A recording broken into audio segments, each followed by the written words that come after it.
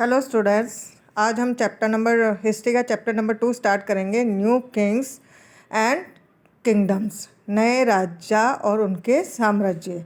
Many new density यानी वंश emerge after the 7th century के बाद नए नए वंशों का उदय हुआ इंडिया में। मतलब नए नए वंशों के राजाओं ने शासन किया इंडिया में। Show the major ruling density in different part of the subcontinent between the 7th and 12th century. 7th century से लेकर 12th सेंचुरी के बीच में जिन जिन राजाओं ने शासन किया उसका इस मैप में देखेंगे। कौन कौन से थे ये? गुजर, पत्रिहार, राष्ट्रकूट, पाल्स, चोल, चामांस यानी चौहान्स। इसमें देखो कहाँ कहाँ है ये तो बाउंड्री बनी हुई है जहाँ जहाँ इनका शासन था। चौहान वंश के थे ये, परमार, गुजर, प्रतिहार, चंदेल्स, ये राष्ट्रकूट्स, और ये चालुक्यास ये पाल वंश के राजाओं की बाउंड्री थी।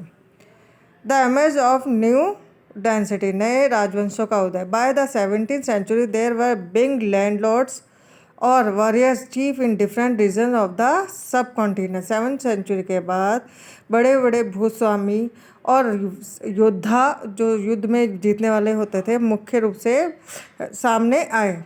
Existing king often acknowledge them as their subordinate और सामंत्स। और जो राजा होते थे वो इन लैंडलॉर्ड्स और वॉरियर्स को सामंत कहकर पुकारते थे, मतलब उनका सहयोग करते थे ये। They were expecting to bring gift for their kings or our Lord's. और उनसे ये आशा की जाती थी कि वह राजाओं के लिए गिफ्ट वगैरह लेकर आए। Be present at their courts and provide them with military support. और ज़रूरत पड़ने पर ये सामंत उनको मिलिट्री सपोर्ट प्रोवाइड कराए। एज सामंत गेन पावर एंड वेल्थ, जैसे जैसे सामंत पावर और वेल्थ गेन करने लगे, they declare themselves to be महासामंत। उन्होंने अपने आप को महासामंत घोषित किया। महामंडलेश्वर, the great landlord of a circle or region, अपने आप को अपने एरिया का हेड घोषित कर देते थे, जैसे महासामंत या मंडलेश्वर and so on. Some time they asserted their independent from their overlord. और कई बार अपने आप को स्वतंत्र अपने एरिया का स्वतंत्र स्वामी भी घोषित कर देते थे। One such incident was that of the Rashtrakutas in the Deccan. इनमें से एक उदाहरण है राष्ट्रकूट वंश का जो दक्खन में था। Initially they were subordinate of the Chalukyas of Karnataka. प्रारंभ में वे कर्नाटक के चालुक्य वंश के सामंत थे। कौन? ये राष्ट्रकूट वाले। In the mid 18th century Dantidurga Rashtrakuta chiefs, 8वीं शताब्दी के बीच में जो राष्ट्रकूट चीफ दंती दुर्ग है, अवर थ्रू हिज चालुक्य अवर लॉर्ड, उसने अपने स्वामी चालुक्य के राजा को हराया एंड परफॉर्म्ड रिचुअल्स, और एक जो पूजा करी कॉल हिरण्य गर्भा, जिसको बोलते हैं हिरण्य गर्भा, जिसका मतलब है गोल्डन वर्म, सोने के गर्भ से। When this ritual was perform with the help of ब्राह्मण, और इस जो यज्ञ को ब्राह्मणों की मदद से पूरा किया गया। It was thought to lead to be rebirth. इसका मतलब होता है कि जो जन्म से क्षत्रिय नहीं है वो भी क्षत्रिय कहलाने लगेगा। Of the sacrificer as a kshatriya even he was not one by birth. In other cases men from enterprising family used their military skill to carve out kingdoms. For instance, the Kadamba, Mayur Sharman and the Gujra Patihara Harishchandra were Brahman who gave up their traditional profession. मतलब कुछ cases में ऐसा बताया गया है कि कुछ ऐसी फैमिली के लोग जो ब्राह्मण जाति से थे या क्षत्रिय लोगों जाति से नहीं थे, उन्होंने भी मिलिट्री स्किल सीख के अपना एक साम्राज्य स्थापित किया और अपने ट्रेडिशनल प्रोफेशन को छोड़ दिया और हथियारों को हाथ में ले लिया। And took the arms, successfully establishing kingdom in Karnataka, और बिल्कुल सफलतापूर्वक कर्नाटका में अपना साम्राज्य स्थापित किया, एंड राजस्थान में भी। और इसमें बताया गया है वॉल लिव फ्रॉम केव इन 15, ये जो ली गया है फिगर एलोरा गुफा से ले गया, जिसमें भगवान विष्णु को नरसिंह का अवतार बनाया गया। The man lion, it is a work of the Rashtrakuta period. Rashtrakuta period के टाइम में गुफा में इसका बनाया गया था। एडमिनिस्ट्रेशन इन द किंगडम, नए राज्यों में प्रशासन किस प्रकार का होता था ये बताएंगे हम।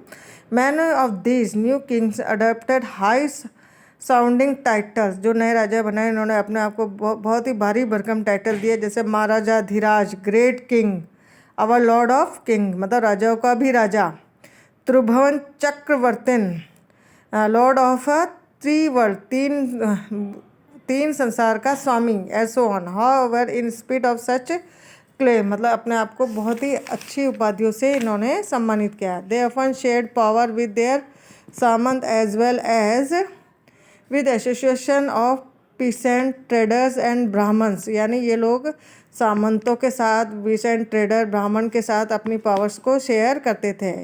In each of the state resources were obtained from the producers मतलब अपने स्टेट में ये रिसोर्सेज कहाँ से प्राप्त करते थे?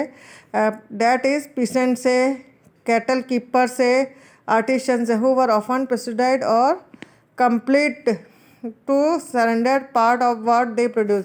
उनसे ये अपेक्षा की जाती थी जो भी वो प्रोडक्शन कर रहे हैं उसका कुछ भाग ये राजा को दे।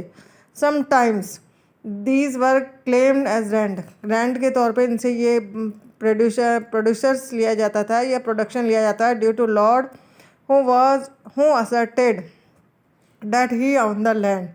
क्योंकि ये रेंट के रूप में ऐसे लेते थे कि वो खुद भूमि के स्वामी हैं। Revenue was also collected from trader और ट्रेडर से भी रेवेन्यू को कलेक्ट किया जाता था। 400 टैक्सेस, ये साउथ में बताया गया है कि 400 टैक्सेस लगाए गए थे लोगों पर। द इंस्क्रिप्शंस ऑफ चोल्स राज्यों के अभिलेख से हूँ रूल्ड इन तमिलनाडु, जिन्होंने तमिलनाडु में शासन किया था, refer to more than 400 terms of different kinds of taxes. इसमें बताया था कि 400 तरह के टैक्सेस लिए जाते थे, जिसमें सबसे ज़्यादा पॉपुलर था the most frequently mention tax vetti tax का नाम है।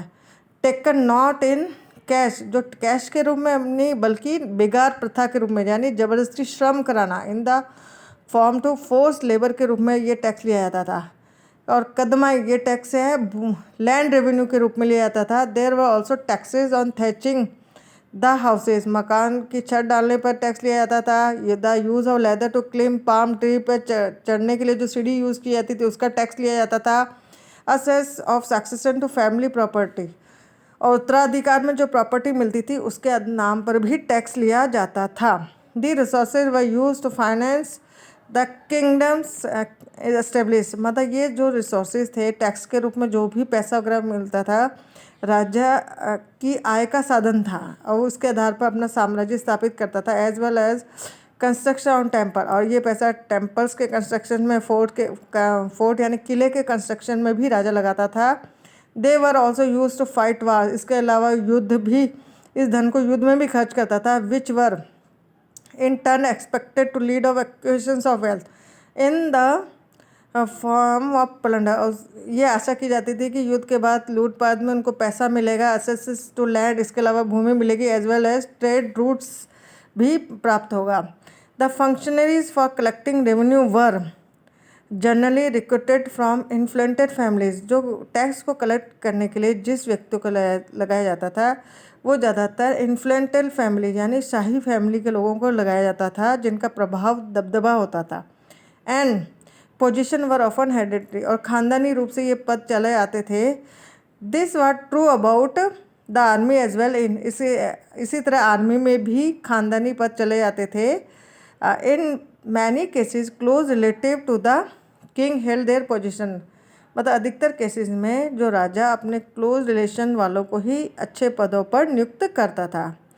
प्रशस्ति एंड लैंड ग्रांट्स, प्रशस्ति और लैंड ग्रांट यानी भूमि का अनुदान। प्रशस्ति contain detail that may not be literally true, प्रशस्ति में जो लिखा जाता था उसमें सही बातें नहीं लिखी जाती। प्रशस्ति का मतलब राजा अपनी प्रशंसा में शिलालेखों पर, पहाड़ों पर, चट्टानों पर लिखवाता था कि भाई वो अपने आप को कैसा शो करना चाहते थे ताकि आने वाली पीढ़ियाँ उसको उस रूप में ही जाने।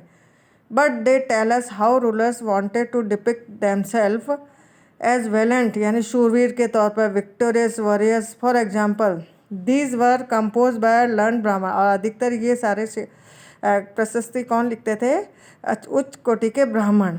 Who occasionally help in the administration, और कई बार ये एडमिनिस्ट्रेशन में भी ये ब्राह्मण लोग हेल्प करते थे। अब है the achievement of Nagabhata. Nagabhata की उपलब्धियों के बारे में बताया गया। Many ruler describe their achievement in prashastis. You read about the prashasti of the Guptas ruler. जैसे हमने समुद्रगुप्त के बारे में पढ़ा इलाहाबाद प्रशस्ति से।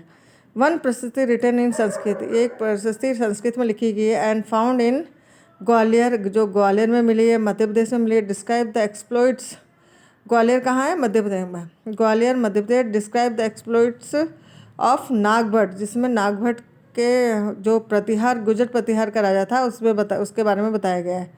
The kings of Andhra, Saindhava यानी सिंध, विदर्भ यानी part of Maharashtra, Kalinga part of Orissa, fell before him even as he was a range, की जब वो राजकुमार थे तब भी इन राजाओं ने इनकी शरण में आ गए थे। He won A victory over Chakrayudha, the rulers of Kannauj, Kannauj के राजा को उन्होंने हराया। Defeated the king of Vanga, part of Bengal, Bengal के राजा को हराया इन्होंने। इंदिरा part of Gujarat, Malwa part of Madhya Pradesh, Kirata forest peoples, Turushka Turk, Vatsa Matsya both kingdom in north India, मतलब इतने राजाओं को हरा के इन्होंने अपना साम्राज्य स्थापित किया गया। किन ऑफन रिवार्डेड ब्राह्मण बाय ग्रांट ऑफ लेवन, अधिकतर ये राजा इन ब्राह्मणों को जो उनकी प्रशस्ति में लिखते थे भूमि अनुदान में देते थे। दिस वर रिकॉर्डेड, तो इनको रिकॉर्ड कैसे रखा जाता था? जो भूमि दान में दे रहे हैं उनका रिकॉर्ड कॉपर प्लेट्स पर लिखा जाता है, यानी ये कॉपर प्लेट्स हैं, इनके बारे में जो भूमि अनुदान में दी गई है उसका रिकॉर्ड रखा जाता था। विच वर गिवन ऑफ दो रिसीव द लैंड, और उसको दी जाती थी जो भूमि प्राप्त करता था। This was a set of copper, इनके लिए कहा गया है recording a grant of land made by ruler in the 9th century, return partly in Sanskrit, Sanskrit language में इसके बारे में लिखा गया है, पार्टली इन तमिल, इसके अलावा तमिल में। The ring holding the plate together is secured with the royal seal, मतलब जिससे ये बांधी गई हैं वो एक सील थी, सरकार की सील लगी गई थी to indicate this is an authentic document, ये जिससे ये पता लगता है कि ये एक ऑथेंटिक डॉक्यूमेंट्स थे। What was given with the land, भूमि के साथ क्या किया जाता था?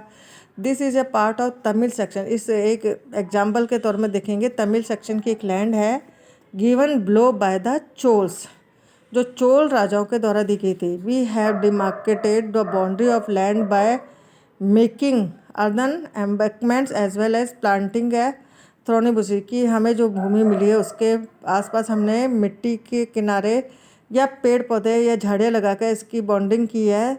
This is what was the land contain, इस लैंड में फ्रूट बियरिंग ट्री है, वाटर है, लैंड है, गार्डन्स है, ऑर्चार्ड्स है, ट्रीज है, वेल्स है, ओपन स्पेसिस है, पास्चर्स लैंड है, village, ant hills, platform, canal, ditches, rivers, silt laden land, tanks, granary, fish pond, bee hive and deep lakes, मतलब ये भूमि में ये सारी चीज़ें मिलती थी। He who receive the land, जिसको ये भूमि मिलती थी, can collect tax from it, वो यहाँ से टैक्स कलेक्ट करता था। He can collect the taxes impose by judicial officer as fine, वो वाला टैक्स भी कलेक्ट करता था जो जुडिशल ऑफिसर्स के द्वारा फाइन के तौर पर लगाया जाता था। The tax on beef, bitter leaves, that on woven cloth as well as vehicles, यहाँ तक कि वुवन क्लॉथ पे भी टैक्स लिया जाता था, व्हीकल्स पे भी टैक्स लिया जाता था। He can build large room, और इसके अलावा ये जो टैक्स कलेक्ट करता है बड़ा रूम बना सकता था। With the upper stone made of baked bricks, पक्की हुई ईंटों के चबूतरों पर रूम बना सकते हैं। He can get large and small wells dug, इसके अलावा कुएं, छोटे बड़े कुएं खोद सकते थे। He can plant tree, thorny bushes, if necessary he can get canals, और ज़रूरत पड़ने पर कैनाल्स भी बना सकता था सिंचाई के लिए। Construction for irrigation, he should ensure that water is not wasted and the embankments are build, पानी ना वेस्ट हो इसके लिए बांध भी बनाया जा सकते थे। Unusual for the 12th century was a long Sanskrit poem contain the history of kings who ruled over Kashmir, मतलब 12th century में कश्मीर के राजाओं के बारे में एक पोएम लिखी गई है, और इसको लिखने वाला कौन है? It was compose by author name Kalhana. He use a variety of sources, जिसमें उसने बहुत अलग अलग सोर्सेज से उनके बारे में लिखा है, including inscription, documents, eye witness accounts and other histories to write his account. Unlike the writers of prashasti he was often critical about rulers and their policies. मतलब दूसरी प्रशस्ति के अलावा इसमें क्रिटिकल पोजीशन मतलब उसकी अच्छी या बुरी बातों को दोनों ही पॉलिसीज़ के बारे में बताया गया है। आगे का पार्ट हम नेक्स्ट वीडियो में पढ़ेंगे। Thank you.